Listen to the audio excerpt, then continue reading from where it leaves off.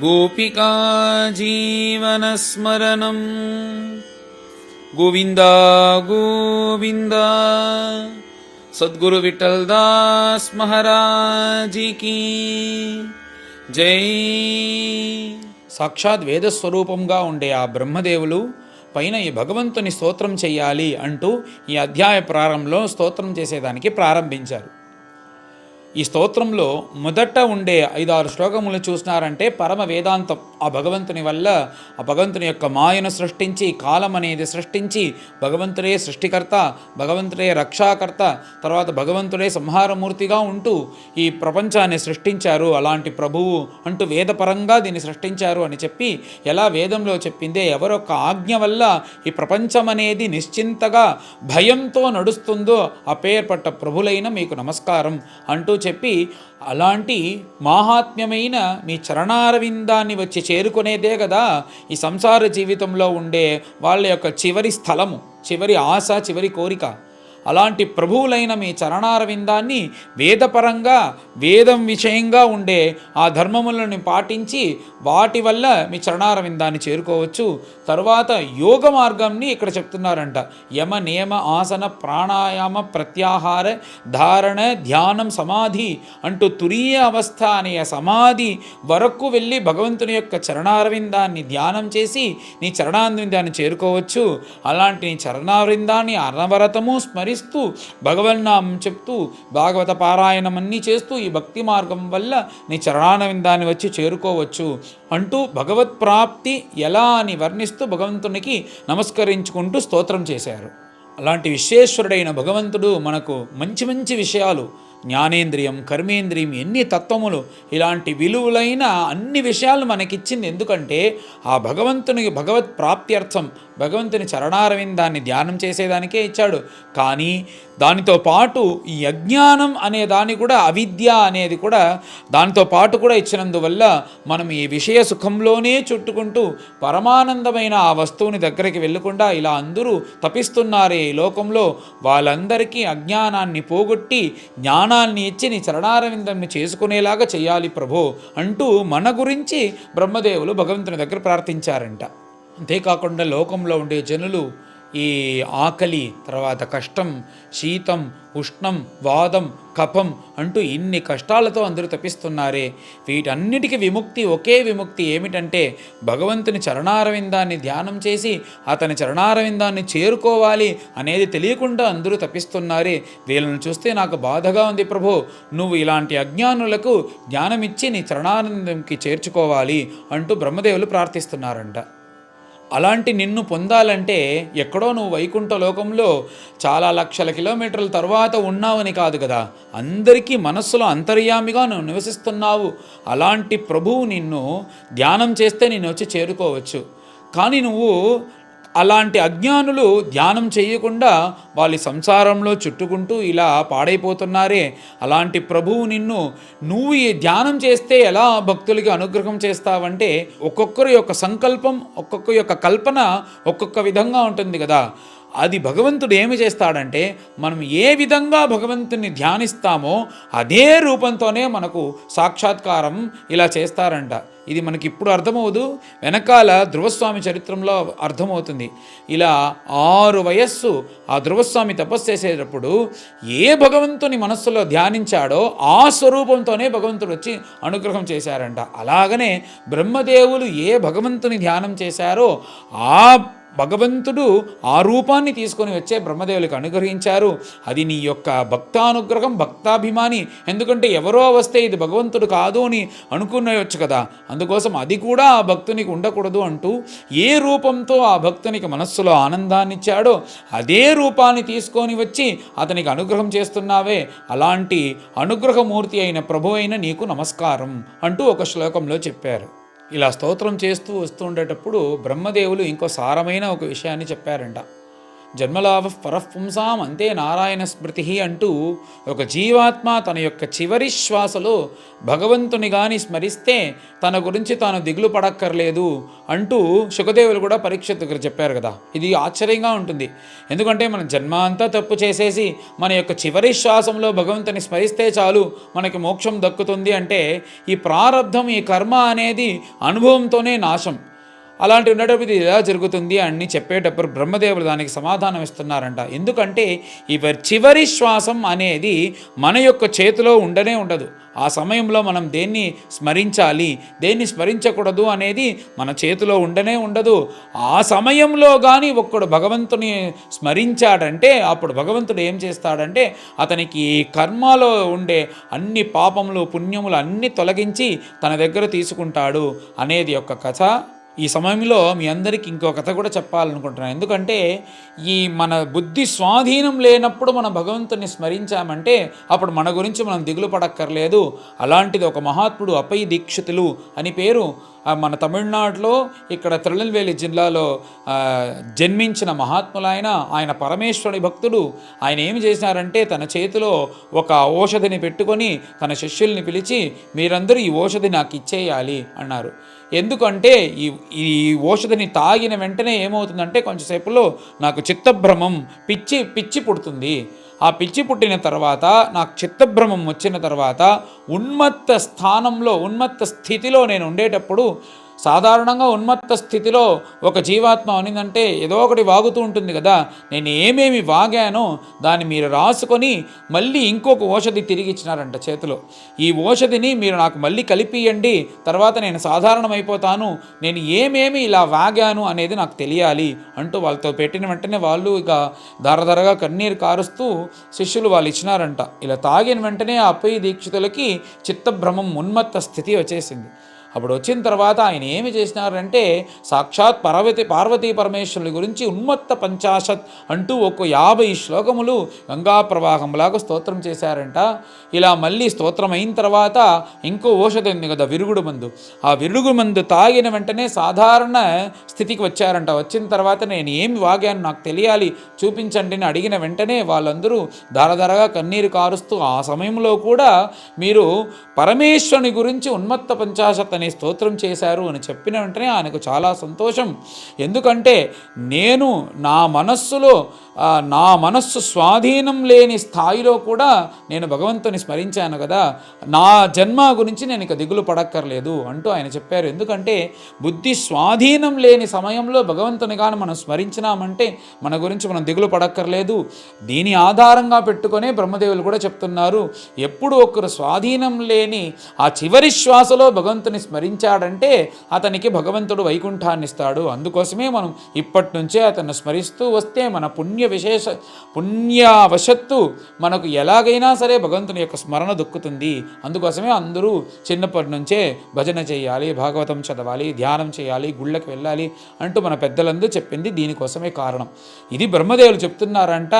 అలాగా ఆ చివరి శ్వాసలో ఎవరైతే భగవంతుని చరణారవిందాన్ని స్మరిస్తాడో అతనికి మోక్షం ఇచ్చే ప్రభువు నీవు అంటూ ఇలా స్తోత్రం చేశారు. అంతేకాకుండా ఇలాగ ఎన్నో విషయాలన్నిటినీ చెప్పి ఆ బ్రహ్మదేవులు భగవంతునికి నమస్కారం చేసి నువ్వు పరమ కరుణామూర్తి కదా, అలాంటి కరుణామూర్తి అయిన నిన్ను నేను స్తోత్రం చేశాను అంటే భగవంతుడే చాలా సంతోషపడి బ్రహ్మదేవుని ఆలింగనం చేసుకొని నీ స్తోత్రం యొక్క చూసి నేను చాలా సంతోషపడ్డాను అంటూ భగవంతుడు సంతోషించారంట. అతనికి కృతజ్ఞతల్లాగా ఓట్ ఆఫ్ థ్యాంక్స్ లాగా తెలిపించారంట. ఇలా తెలిపించి భగవంతుడు దీనికి ఫలశ్రుతి కూడా చెప్పినారంట బ్రహ్మదేవుల దగ్గర. ఎవరైతే నువ్వు చేసిన ఈ బ్రహ్మస్తుతిని ప్రతిరోజు శ్రద్ధతో నా చరణారవిందాన్ని ధ్యానం చేసుకుంటూ ఇంట్లో చదివినారంటే వాళ్ళు మనస్సులో ఉండి అన్ని అభీష్టములను ఆశు త్వరలోనే నేను తీరుస్తాను అంటూ దీని యొక్క ఫలశ్రుతి సాక్షాత్ భగవంతుడే చెప్పాడు. అలా చెప్పి భగవంతుడు అంతర్ధానం అయ్యేదానికి ముందు మళ్ళీ బ్రహ్మదేవుల దగ్గర చెప్పేటప్పుడు నువ్వు వచ్చి ఇలా మళ్ళీ కళ్ళు మూసుకొని నువ్వు కూర్చున్నావంటే నువ్వు పైన ఏ పనులు చెయ్యాలి అనేది నీకే సంకల్పం మాత్రాన వేదము ద్వారా నీకు తెలుస్తుంది అంటూ భగవంతుడు అనుగ్రహం చేశారు. ఇలాగనే బ్రహ్మదేవులు భగవంతుడు చెప్పినట్టుగానే ఆయన కూడా కూర్చొని ఇలా ధ్యానం చేస్తూ ఉండేటప్పుడు ఏమేం చెయ్యాలి అనేది లోపల అతనికి సంకల్ప మాత్రంలో ఆ పంచభూతములు, తర్వాత ప్రజాపతులు, మనులు, మన్వంతరములు, ఆ తర్వాత మనుష్యులు, తర్వాత రాక్షసులు, పిశాచములు, వీటన్నిటి ఎలా సృష్టి చేయాలి, దీని ద్వారా తర్వాత తిర్యజ్ఞోనులు, జంతువులు, తర్వాత ఇవన్నీ ఎలా సృష్టి చేయాలి అనేది సంకల్ప మాత్రంతోనే ఆ బ్రహ్మదేవులకి తెలిసింది. అలాంటి సంకల్ప మాత్రంతోనే ఇచ్చిన ఆ భగవంతునికి నమస్కారం అంటూ చెప్పి మైత్రేయులు ఈ బ్రహ్మస్తుతిని ఈ 9వ అధ్యాయంలో చెప్పారు. పైన అందరం కలిసి పారాయణం చేస్తాం. అథ నవమోऽధ్యాయః. బ్రహ్మోవాచ జ్ఞాతోసి మేద్య సుచిరాన్ నను దేహభాజాం న జ్ఞాయతే భగవతో గతిరిత్యవద్యం నాన్యత్వదస్తి భగవన్నపి తన్న శుద్ధం మాయాగుణౌ వ్యతికరాత్ యదురుర్విభాసి రూపం యదేతత్ అవబోధరసోదయేన శశ్వత్ నివృత్తతమసః సదనుగ్రహాయ ఆదౌ గృహీతం అవతారశతైకబీజం యన్నాభిపద్మభవనాత్ అహమావిరాసం నాతః పరం పరమయత్ భవతః స్వరూపం ఆనందమాత్రమవికల్పమవిద్ధ వర్చః పశ్యామి విశ్వసృజం ఏకమవిశ్వమాత్మన్ భూతేంద్రియాత్మక మదస్థ ఉపాశ్రుతోస్మి తద్వాయిదం భువనమంగళమంగళాయ ధ్యానే స్మనోదర్శితం త ఉపాసకానాం తస్మై నమో భగవతే అనువిధేమ తుభ్యం యునాదృతో నరకభాగ్మిరసత్ప్రసంగైః ఏతు త్వదీయచరణాంబుజ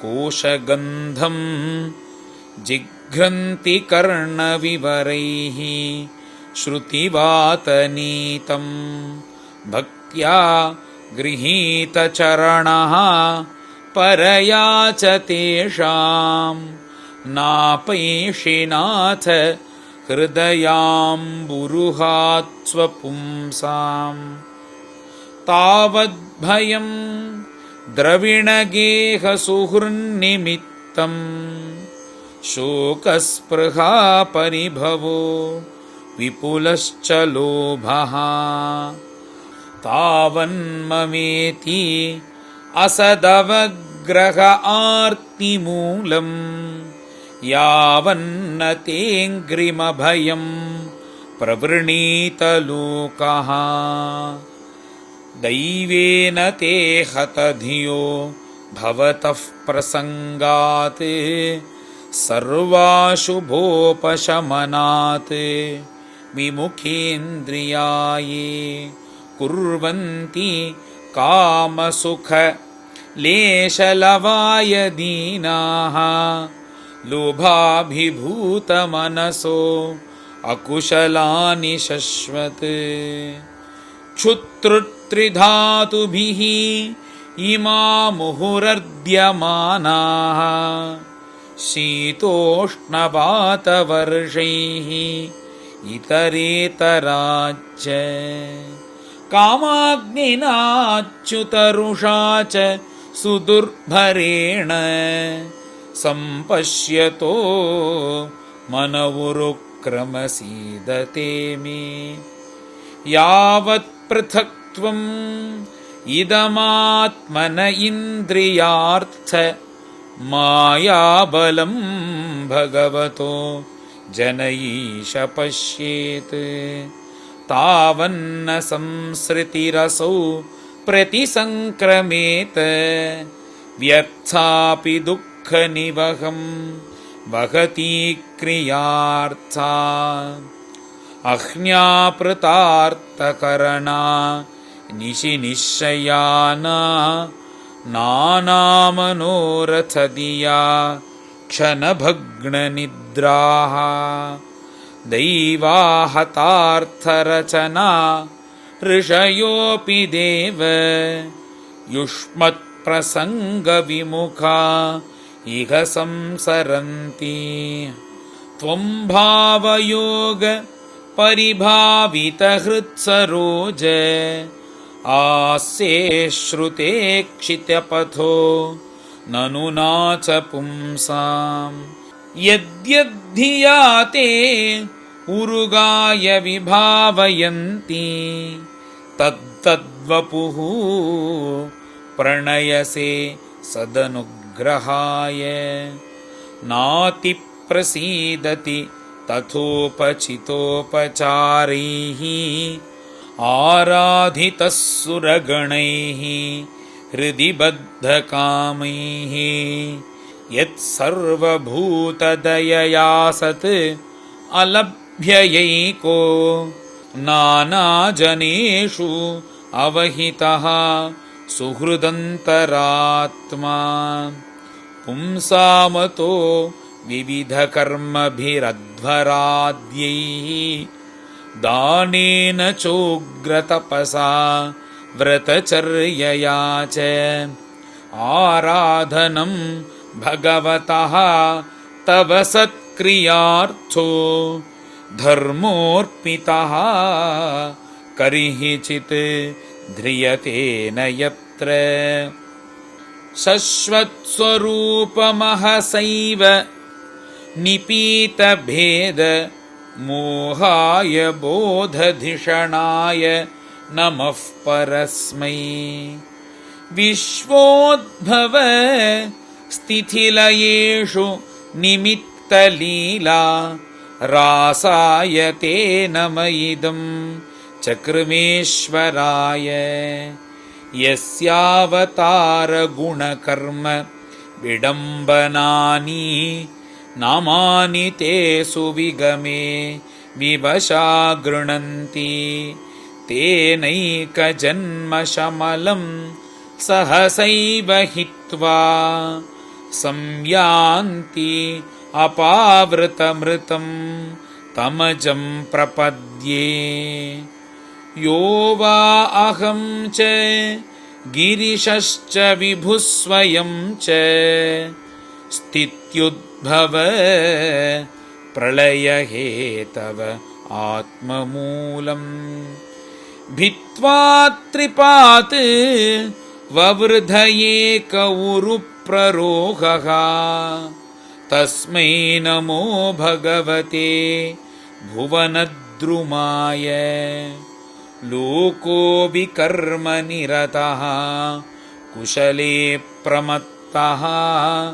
कर्मण्ययं त्वदुदिते भवदर्चने स्वे यस्तावदस्य बलवानिह जीविताशां सद्यश्चिनत्ति अनिमिषाय नमोऽस्तु तस्मै यस्माद्बिभेमि अहमपि द्विपरार्धधिष्ण्यम् अध्यासितः सकललोकनमस्कृतं यत् तेऽपि तपो बहुसवो अवरुरुत्समानः तस्मै नमो भगवते अधिमखाय तुभ्यम् तिर्यं मनुष्यविबुधादिषु जीवयोनिषु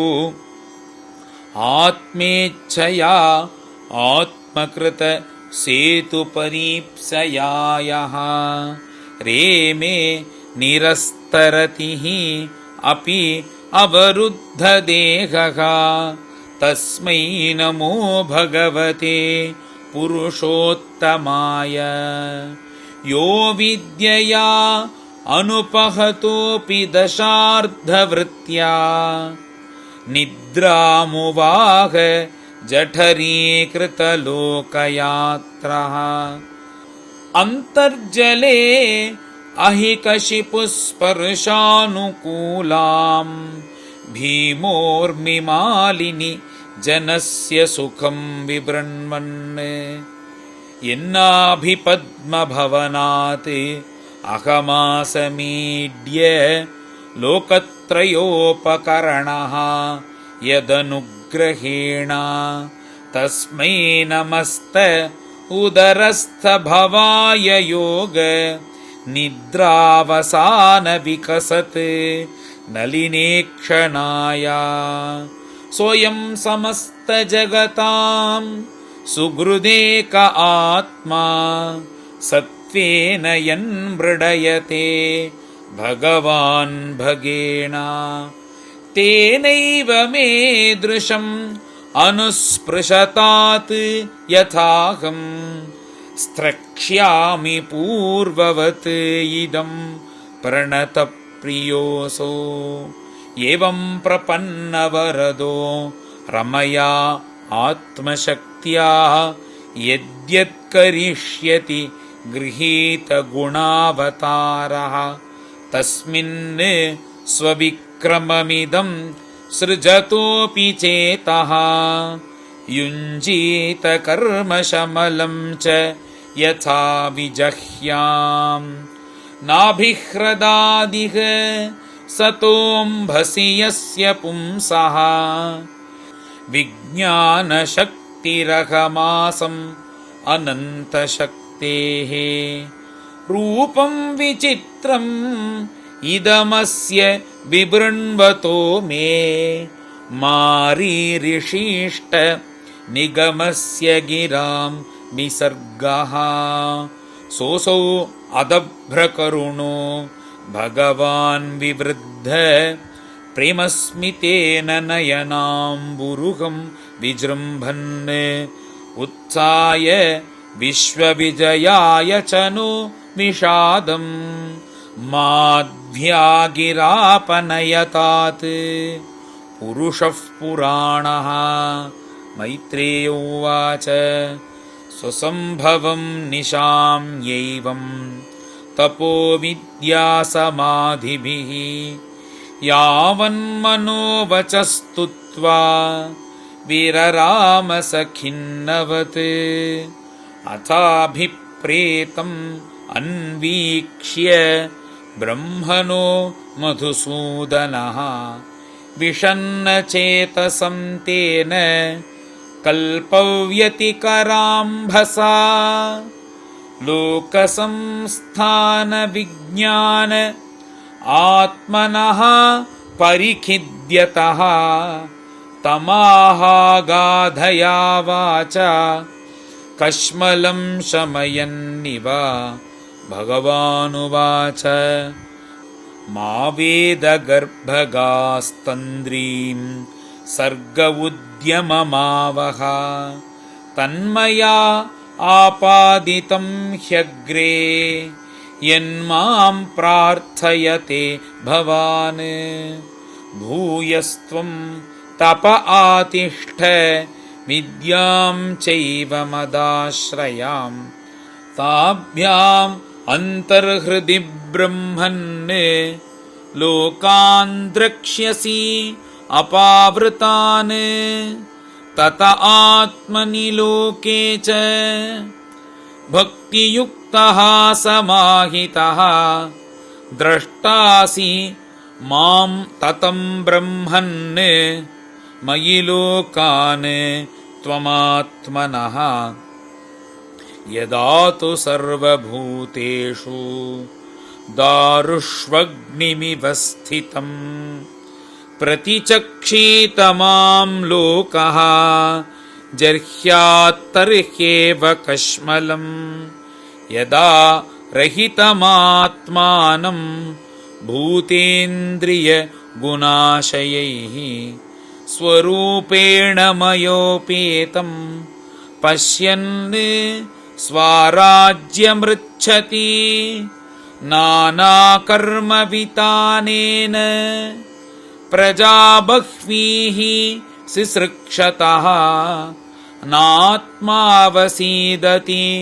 अस्मिंस्ते वर्षीयान् मदनुग्रहः ऋषिमाद्यं न बध्नाति पापीयान् त्वां रजो गुणः यन्मनो मयि निर्बद्धं प्रजाः संसृजतोऽपि ते ज्ञातोऽहं भवता त्वद्य दुर्विज्ञेयोऽपि देहिनां यन्मां त्वं मन्यसे युक्तं भूतेन्द्रियगुणात्मभिः तुभ्यं मद्विचिकित्सायाम् आत्मा मे दर्शितो बहिः नालेन सलिले मूलं पुष्करस्य